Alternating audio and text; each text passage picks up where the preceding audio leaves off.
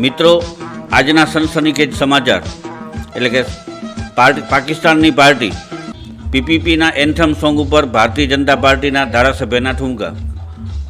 આવા પાકિસ્તાની સોંગ ઉપર, પાકિસ્તાની પીપલ્સ પાર્ટીના એન્થમ સોંગ ઉપર ભાજપના ધારાસભ્ય દ્વારા ઠુમકા મારી અને જીઓ બેનજીર ગીત ઉપર જે નાચવામાં આવ્યા, આવું પ્રદર્શન શું કામ?